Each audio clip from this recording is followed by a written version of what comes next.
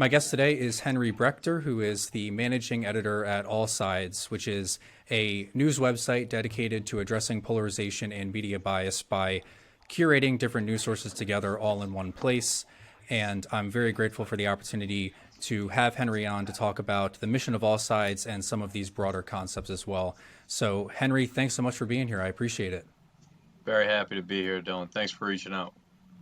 Awesome. So why don't we start with a brief summary of what the mission of AllSides is, if you could just elaborate on that intro that I gave, and also talk about what your specific role is. Sure. So AllSides was founded on the mission of freeing people from filter bubbles online in order to allow them to better understand the world and to better understand the people around them, the people in their community. And we do that by curating balanced news, as you mentioned, providing opportunities for respectful dialogue and conversations across divides, and then also breaking down bias in the media and trying to raise awareness of that. And all that's geared at improving civility, and civic engagement in the U.S. and eventually worldwide once we can expand our borders. But your short summary covered it pretty well. In terms of what I do, I'm the managing editor, so I oversee our news operation, our news curation operation, that is. We curate, over 50 stories a day from across the political spectrum, from left, center, and right.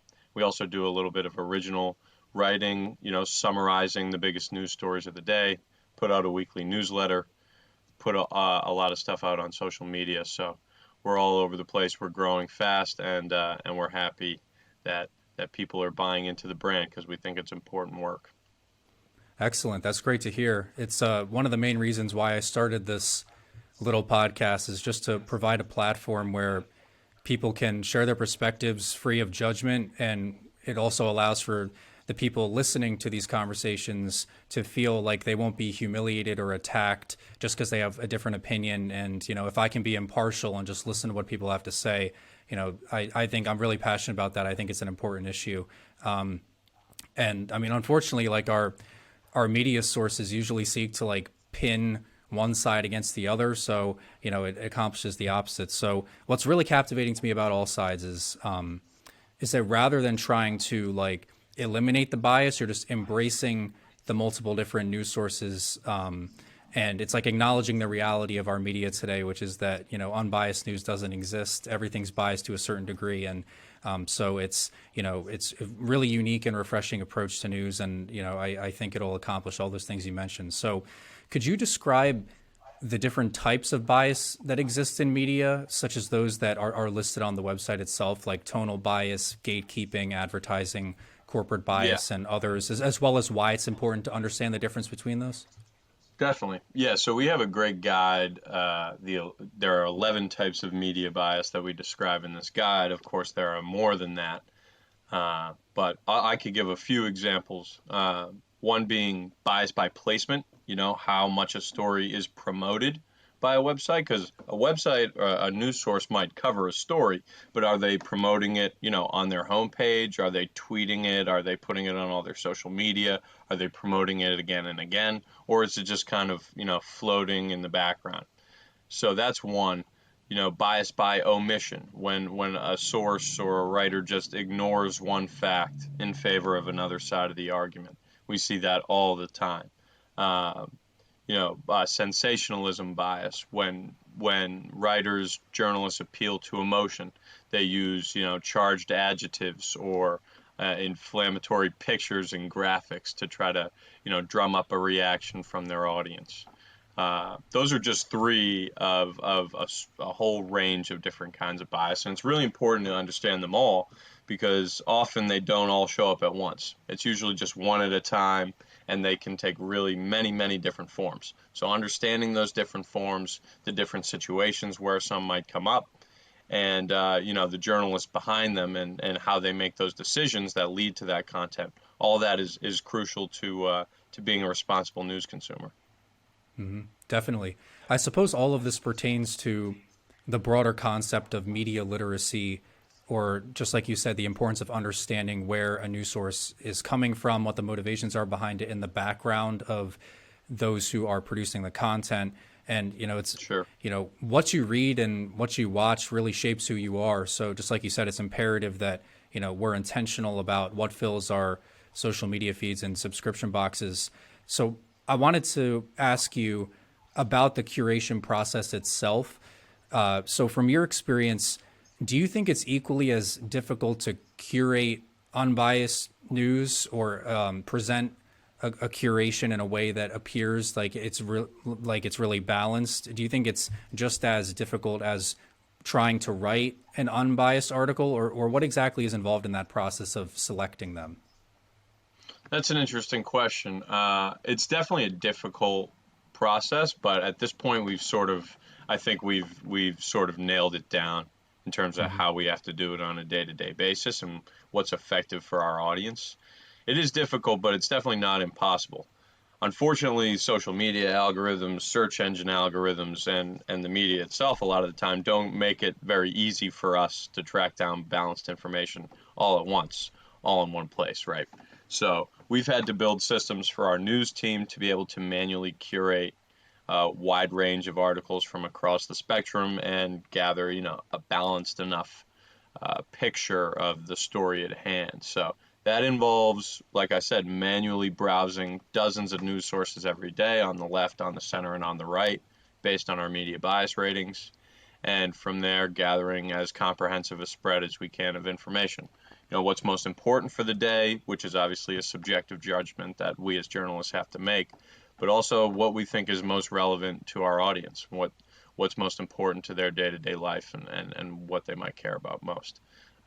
So with that set system, it makes it a lot easier for us to do it, and we do it day in and day out. So at this point, it's not too tough. How exactly do the media bias ratings work? Are they interactive so that readers can, vote on what they think is, left, right, or center? Or because obviously, Yeah, it's kind of subjective, like what people would consider a certain news source. So could you it's describe? absolutely subjective. Yeah, Yeah. So could you describe how the bias ratings are actually determined? of course, yeah. So like you said, it's completely subjective. The idea of bias is subjective. There's no right or wrong answer. I mean, we could argue until the end of time and no one would come out, completely right. The Hmm. idea is that our ratings reflect the judgment of the average American news consumer. So we achieve that through a couple different ways. One being blind bias surveys, which are our main form of rating media bias. In these, we conduct surveys of usually about 2,000 people in our audience, where we take news articles from across the spectrum, different news outlets on left, center, and right, but we strip the article of the logos and the names of the news outlets. So the survey respondent can't see where the article is from. They can only see the text of the story or the headline, that sort of thing. And then just based on that prose and the headline, they rate the bias of what they think the content is. So that's one way. Obviously, there are limitations there, but that's one way to get a good, solid range of ratings on the content from sources around the spectrum. Another way we rate media bias is through editorial review. And an editorial review is just when members of our AllSides staff from left, center, and right get together in a Zoom meeting because we are fully remote. We don't have an office.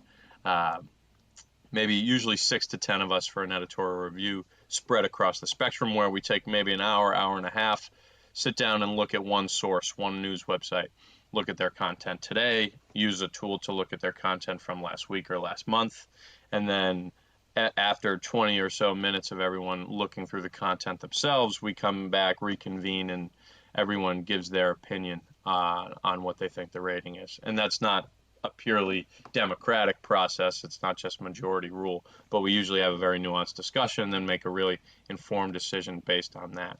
So those two, the surveys and the editorial reviews with the team, are a good mix of, expert analysis on our end, and then, wide-ranging community feedback from our audience, which is, for a news website, our audience is particularly balanced.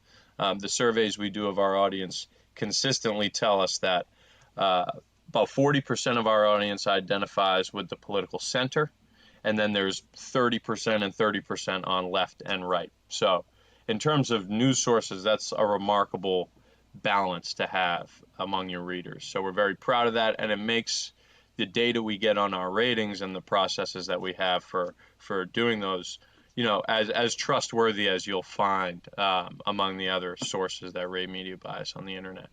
And then you asked about community feedback. The blind bias surveys Hmm. are part of that. But in addition, on the website, you can also go to any of the sources, any of the near 1,000 sources we have rated, and vote whether you agree or disagree on the rating and then what you think the rating should be.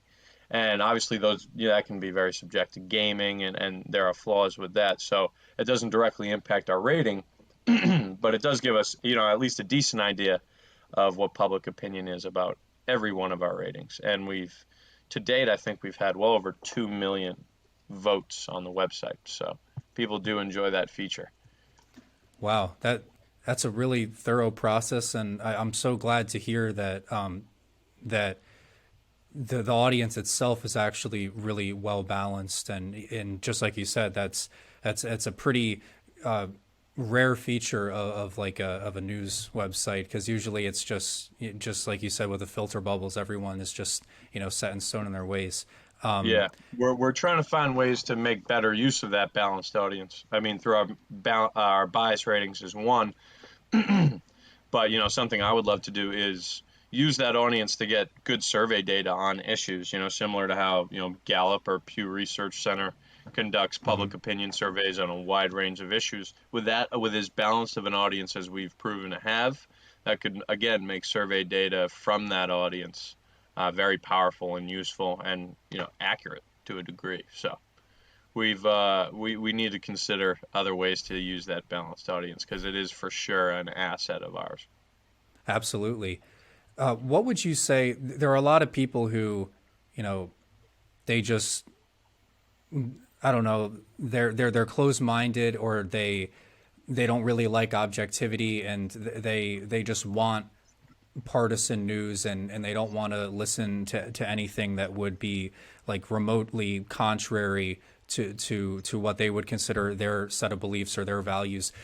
How what would you say to someone like that who, wouldn't want to, learn about new perspectives, or they're in that comfort zone, and something like AllSides might not necessarily appeal to them? If there was anything that you would say to them to sort of like convince them to try it out, or if there are some greater lessons that could be learned, or something like that. Right. Good question. Great question. And, an important question, obviously. Hmm. It's really hard to change people's minds. This is something we try to do every day, and that the media especially tries to do a lot, but I think we're trying to do it in a new way. In my opinion, it comes down to, the basics, just the basics, listen well, ask thoughtful questions, but recognize that you share something with everyone. I mean, everyone needs to eat, right? Everyone needs to try to find a nice dry place to sleep at night, hopefully, that sort of thing. So if you can get down to that really basic rudimentary level of shared interests and commonalities, it'll open doors, surprisingly. And we've seen it in our own work. We have a product called AllSides Talks, which is a conversation platform with people, bringing together people of all different backgrounds from around the country to have respectful one-on-one video conversations, just like you and I are having right now, about a particular topic that they might disagree about or something like that. And those, like I said, have just opened doors that people never thought that they'd see open, with people who are very different from them, from very different backgrounds, with very different opinions. So it can be done. It definitely can be done. And it's valuable, because we all, at least in the US, we all share common interests and goals just in terms of our country wanting the best for, what's our communities and localities and, public safety and access to food, access to clean water. These are things that everyone can get behind and relate to. So if you can seek those out and identify those, it'll make even talking about things you disagree about productive and respectful. So there are ways, but it's hard to change people's minds.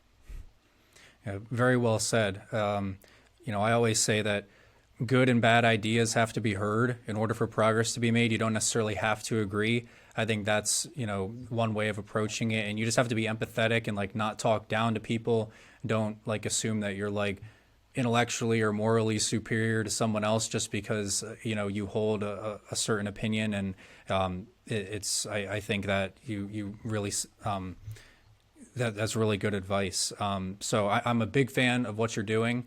I think it's a brilliant idea, and I wish you the best of luck going forward. And again, I really appreciate you taking the time to talk about this with me today. And I'll link to AllSides below if anyone's interested in checking it out. So Henry, thanks again. I really appreciate it. Thanks, Dylan. It's great what you're doing, providing a platform for conversations like this. So best of luck. Thanks for having me on.